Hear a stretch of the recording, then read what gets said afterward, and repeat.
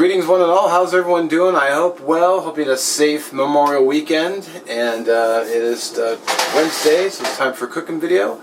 Now, this month's challenge for Cast Iron Wednesday is breaded meat. Unfortunately, I had to renew both my vehicle tabs and my driver's license this month, or this week. So things are a little lean around the old household, so I'm going to just pull something out of my playbook. I've actually never done a video on this at home, but I'm going to be making Bannock cinnamon rolls. So I'm going to do a little home baking this week, and it should be good. I was going to have all the ingredients just sitting out, and I was actually going to do the video of me putting it all together, and I just thought, nah, I'll just show you as I mix it up. So let's get to work. I'll show you how to make the mix, and I'll show you what I'm going to do. And these are really good, and I make them often, so, well, not often. I made them a few times. Alright, after fighting with the tripod and swearing a lot, so 1 cup flour, 1/4 cup milk powder, 1 teaspoon, and all the recipe will be in the description as well, 1 teaspoon of baking powder,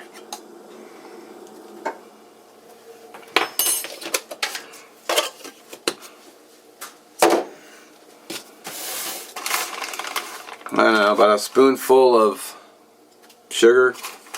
I use brown. There's also going to be brown sugar in it, but take a whisk.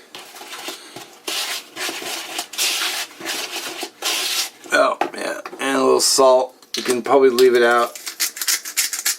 I don't even measure, I just do a few cracks.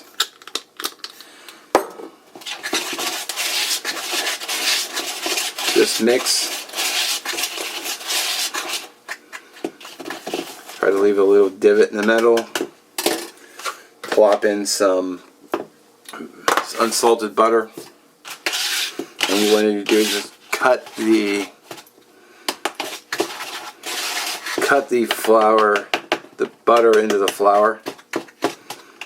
And I just try to knock it down, and then just keep stabbing at it until you sorry, I'm having cheap tripod is a total. Man, don't waste your money on cheap tripods, man. Not only do they break easy, but you have to fight them to get them to do anything. Alright, just cut it in with a whisk, as you can see.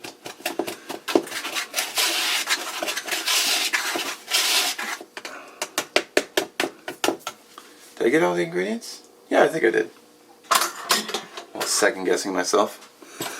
Okay, now everything's cut in, so now what you want to do, just add a little bit of water.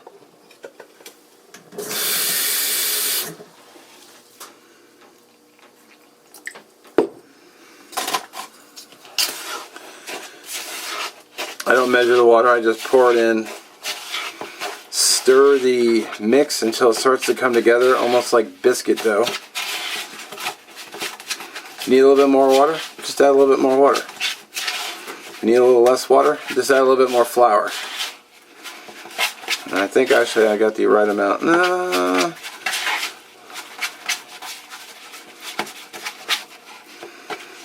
I might actually have it spot on.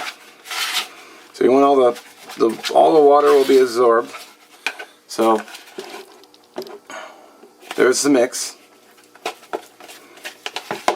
Now what you're going to do is get yourself a bowl.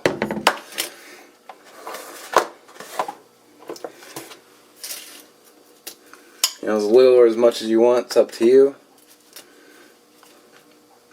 I just zap it in nuker. And melt that butter down. Get rid of this. This. Get yourself one of those a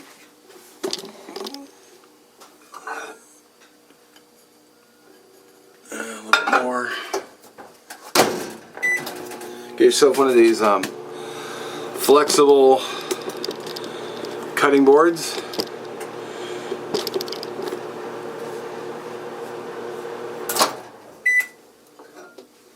There's the butter.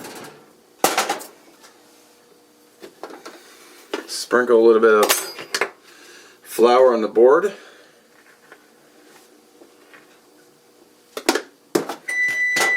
Oven's hot.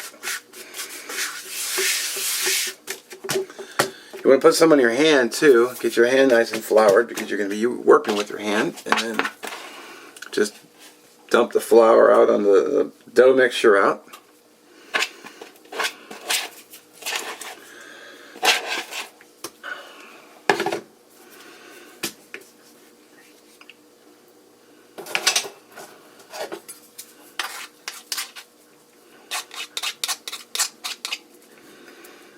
Go to the last drop.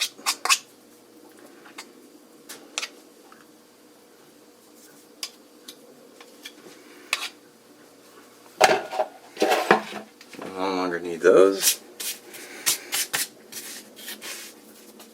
I can typically do this with just one hand, just do some slight kneading. You don't have to sit there and work it a lot, just kind of moving around a little bit. Say maybe about 30 seconds of kneading. Because the more you knead it, the more gluten it's going to develop. That should be good enough. Then I don't even use a rolling pin. I just take my hand and I just push it flat.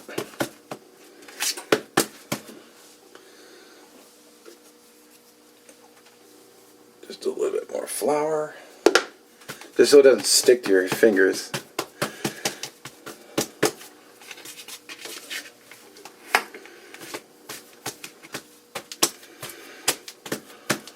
Okay, it's really rough, but I think you get the idea.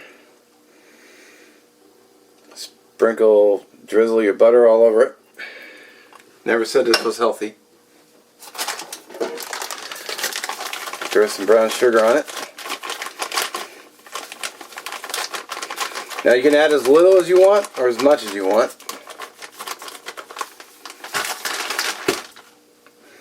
I think most people have this stuff in their kitchen already, so that looks like it's good enough. And I got my cinnamon here. This is just Harbor Freight cinnamon. Again, you can add as much as you want, you can add as little as you want. You can also do something, you can I sprinkle some salt in there if you want to do like a salted caramel type. And what I do is I just simply roll it. Roll it like this.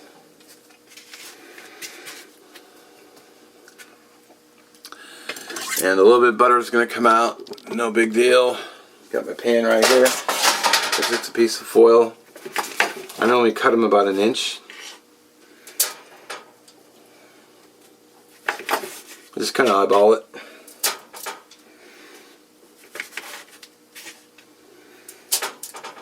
You could also add raisins if you have them. You could add nuts of any kind, really. If you want some walnuts, you could throw some walnuts. Throw in a handful of chocolate chips if you want to.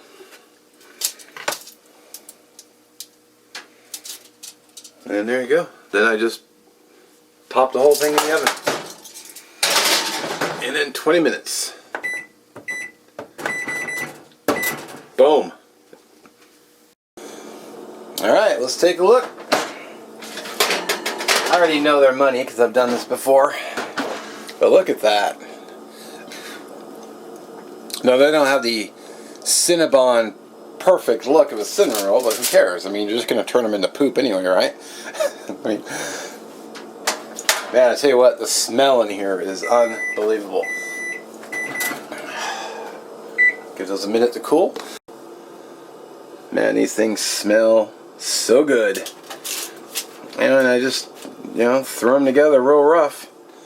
So a little close up, nice caramel, the brown sugar caramelized in there. Alright.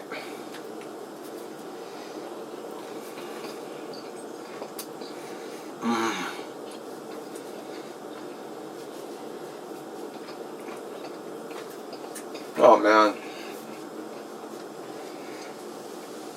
This is so good. So easy to make too. Just a few kitchen ingredients that almost everybody probably has already.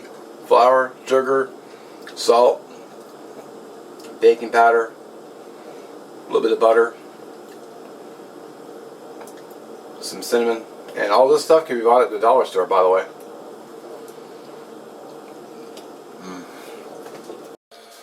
Alright, well, clean the bowl. I honestly don't know how well they reheat the next day for like breakfast or something, because typically I'll eat them. I'll make them, kill half the pan at least in one go, and then every time I come into the kitchen, grab some water, get a drink, something, grab another one, end up grabbing another one, and then by then the pan's gone. So, and I'll be sitting there watching a movie and I'll just kill the whole pan off. So. And if you're asking, well, did you ice them? Don't you ice them? I don't.